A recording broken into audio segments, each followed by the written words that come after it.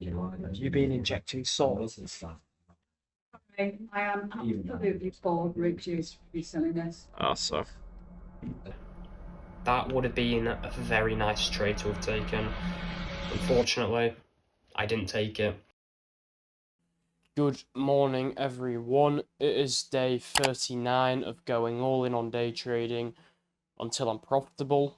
Matter of fact, I don't even think it's the morning, but whatever. I've been to school for a few hours, come back. I'm going to be going back in, and then I'm going to be going live. But, little recap of yesterday. I was super happy with yesterday's trade. If you haven't watched that video, watch it after you've watched this one. Or maybe before, actually. Watch it before. Whatever. We took the biggest win I've had on my funded yet. $450 win. Super happy with that trade.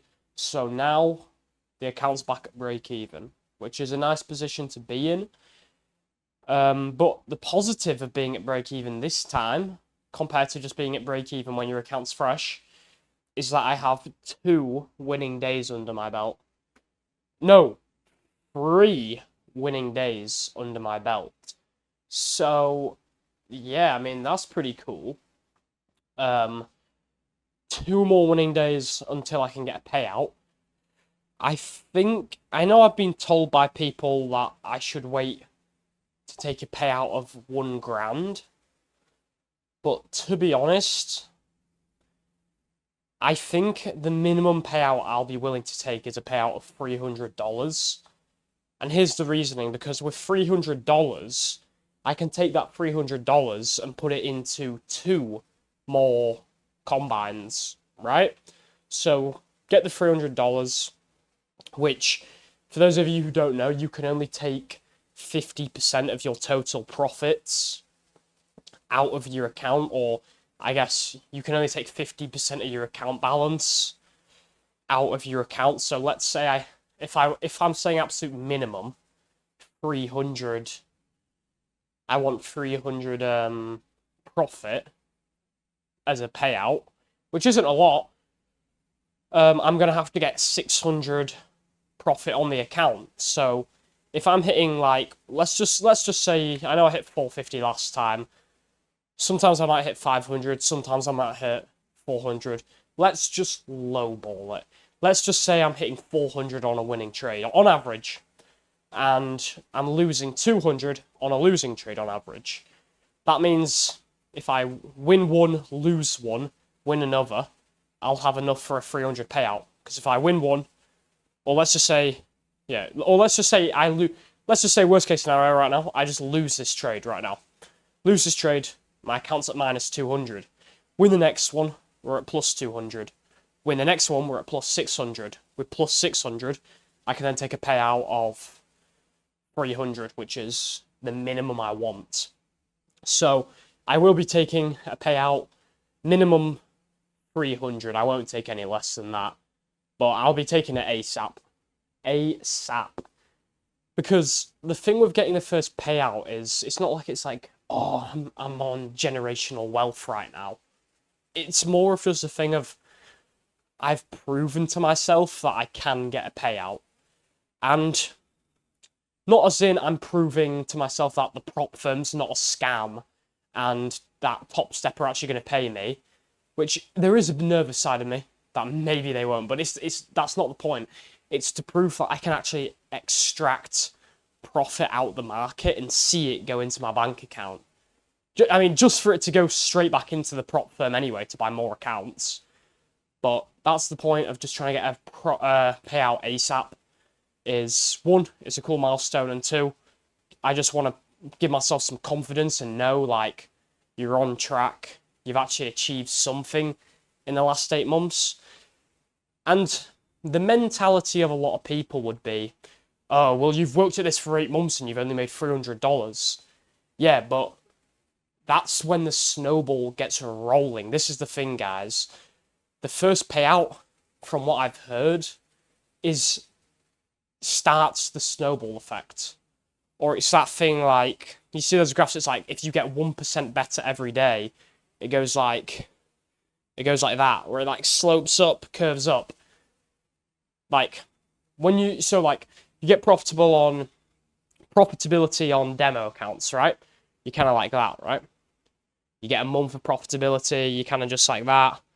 You get your fucking eval, right? You start making a bit of profit on your eval.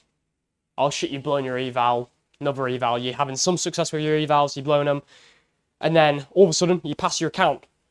Now you're kind of heading up like this, right? The graph's looking like this. All of a sudden you get literally one payout. Now you're almost fucking vertical on the progression of momentum in achieving whatever goal you have with making money in trading, I'd imagine. And then obviously, you know, once you're at this point, hopefully this makes sense. Once you're at this point, which is after you get the payout, then it's like, fucking hell, you've already got the momentum compared to this from when you were just profitable on a demo. Now you're like here. You've got the confidence, you've got the proof, and now you've got the money to actually scale. Hopefully that analogy makes sense. It might just be a load of rubbish. I don't know. But anyway, I'm going to finish up this cardio, and then we'll do some stretching and talking. By the way, guys, I do want to make it clear. I know I was just talking about all the profits, and I'm going to get the payout, and this is definitely not how I think. I'm kind of just saying that just for you guys, just to give you guys an update on where I'm at. But that's definitely not something I have in my mind, because you've got to realise, just thinking about the profits it's never got me anywhere. And although this is the closest I've ever been to getting a payout, and I genuinely think it will happen this time, the mentality I've had, which is like, whatever, as you guys have seen from the last few videos, has given me some pretty good results. But one other point that I need to bring up, because this shit is pissing me off. I see it in the Discord, I do see it on Instagrams and shit, but I see it in the Discord every fucking day. Motherfuckers every day call the market, oh, this is terrible price action, the market's choppy, this is untradeable. What are you on about? Oh my god, it literally melts my brain. Okay, fair enough. Some days the price action is shit. If you're trading on Friday when Forex is open, but the US economy is having a bank holiday, then of course it's going to be shit. Like, what are you on about? But most days, it's not that bad. Fair enough, you can call it worse compared to September, let's say. Fine, I don't care. But to call it bad every single day, here's my 2 points to that. One, maybe you're just shit at trading. And two, get fucking used to it. Because it's been like that for the last 3 months now. And look, it's not going to miraculously change tomorrow. I don't even think price action's that bad. I've just learned to fucking deal with it. And this is the most profitable I've ever been. Not that I'm profitable, but this is the most success I've ever had in trading the last month and a half. So, look, it's not like it's going shit for everyone. Stop calling the fucking price action shit. It's not shit. You're just shit at trading and you don't know how to trade. Alright? And that's coming from me. Like, I don't know if you guys saw Tuesday, but Tuesday, yesterday, I'm recording this on Wednesday, Tuesday had the fucking best price action. Best price action. It literally just fucking bull run the entire AM session. Motherfuckers in the Discord going, what is this price action? Bro, just admit you're a shit trader. Just admit you weren't in that shit.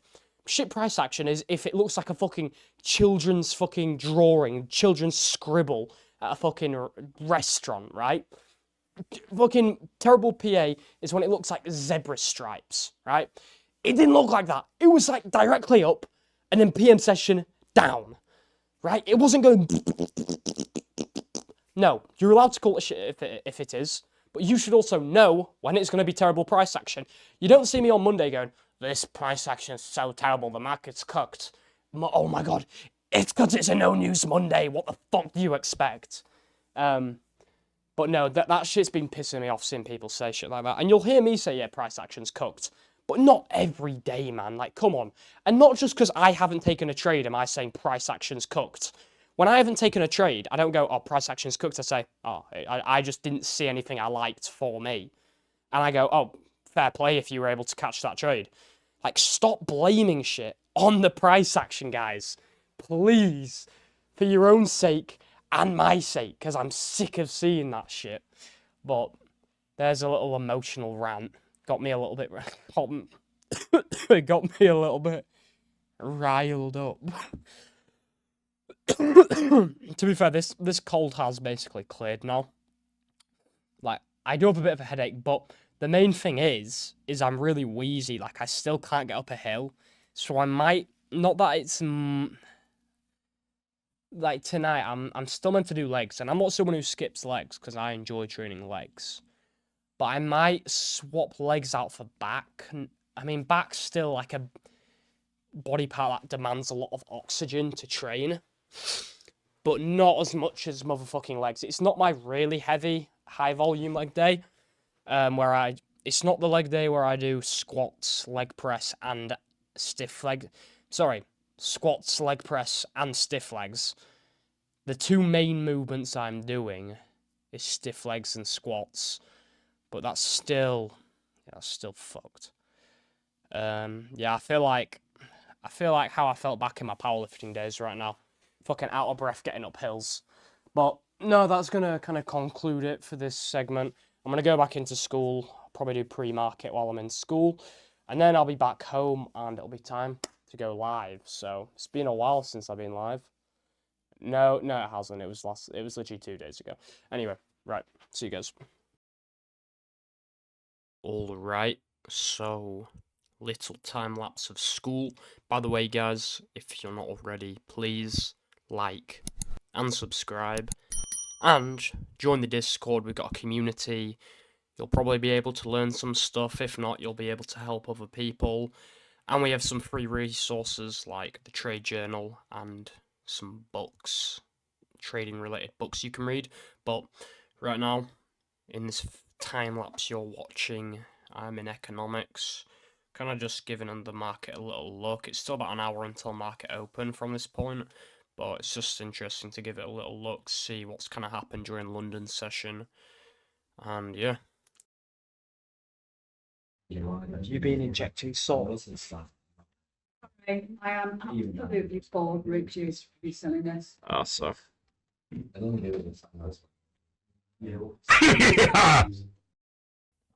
Alright guys, so this is a little time lapse of the stream. Basically, we didn't end up taking any trades. I'm kind of sat here. It was a bit of a boring stream. I don't know if I'm going to continue doing them during the weekdays. I might do, I might not. But my brain definitely wasn't working properly because for my strategy, there was 100%, maybe not 100%, there was a setup. I'm going to go over the setup that there actually was. I'll go over that on the post-market analysis. But ultimately, I'm not too annoyed because, A, not taking a trade at all is technically better than taking a loss, which there's always a possibility if you trade there's going to be a loss. I don't think I would have lost if I traded, but I was just being a bit too precautious here. So yeah, I've journaled it. We'll move on and make sure we're improved from this. So we'll get into the post-market analysis and I'll kind of go over it in detail.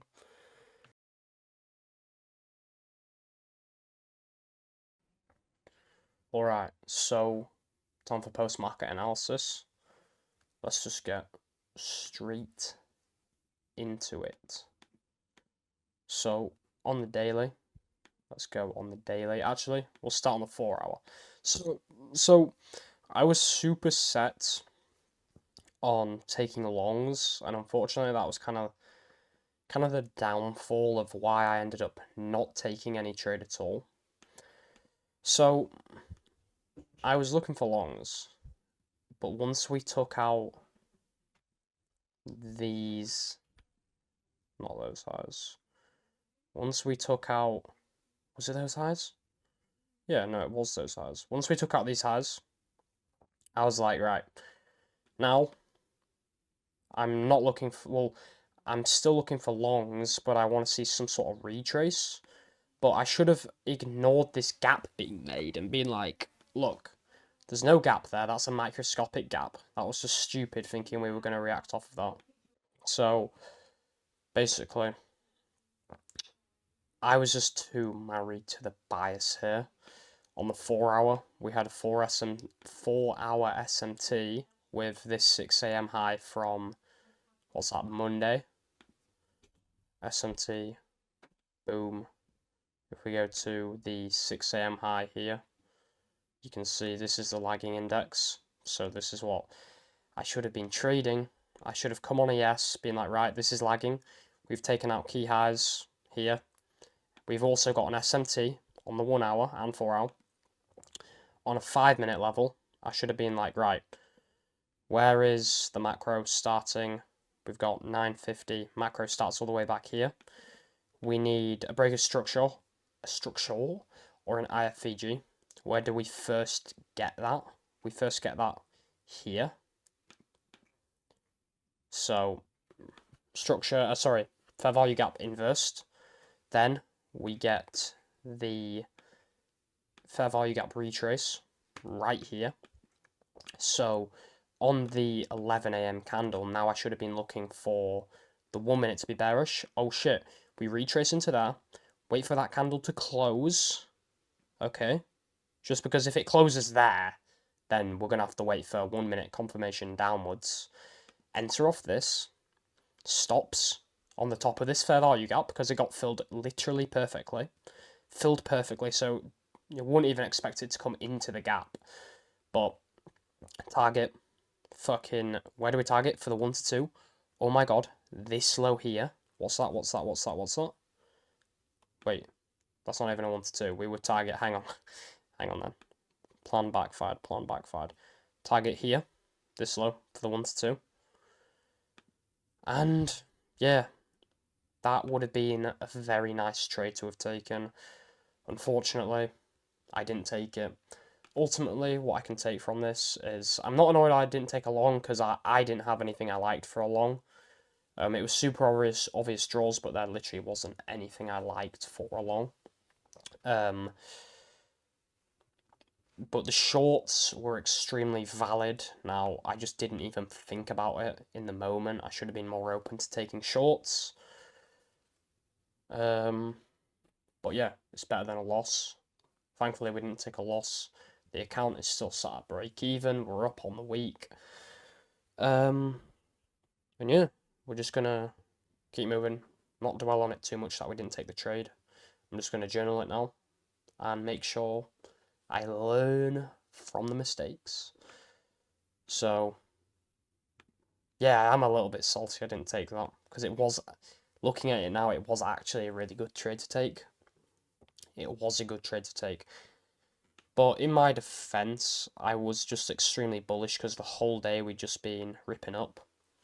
And by the looks of it, Matthew's going to have to move to India because he said this new week opening gap was going to get rebalanced.